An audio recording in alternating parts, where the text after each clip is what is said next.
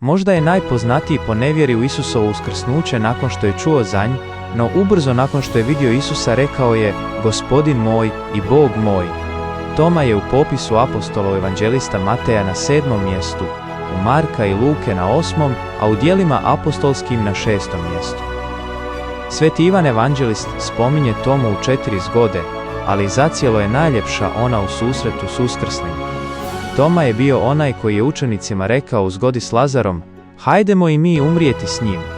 Kad je Isus na oproštajnoj večeri s učenicima blagovao i govorio im o nebeskim stanovima, Toma je bio onaj koji je rekao: Gospodine, ne znamo kamo ideš, kako bismo poznavali put. U zgodi uskrsnuća, kad se Isus ukazao učenicima drugi put, kad je već i Toma bio s njima, rekao mu je Isus: pruži prst ovamo, evo mojih ruku.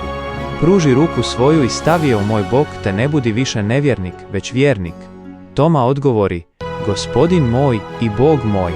Karavadžova slika Nevjera svetog Tome prikazuje tu scenu, a u ovoj se priči nalazi i podrijetlo sintagme nevjerni Toma. Tomu nalazimo i na jezeru, kad se Isus poslije uskrsnuća ukazao učenicima i Petru dao prvenstvo. Toma je spomenut odmah na 2. mjestu. Toma je također poznat kao apostol koji je krstio 3 kralja, mudrace s istoka. I crkveni pisci spominju Tomu. Euzebije Cezarejski spominje da je Toma kao polje rada dobio Perziju. Sveti Grgur Nazijanski i Nicefor spominju da je Toma podnio mučeništvo u Indiji. Tomu je gnostik Herakleon nijekao, kako kaže Klement Aleksandrijski, ali tomu se protive jače predaje. Apokrifna književnost pripisuje Tomi jedno evanđelje, dijela apostolska i Apokalipsu. Legenda spominje da je u indijskoj pokrajini Malabaru Toma propovijedao evanđelje, pa se dio kršćana tamo naziva Tomini kršćani. Danas ih je više od 750.000.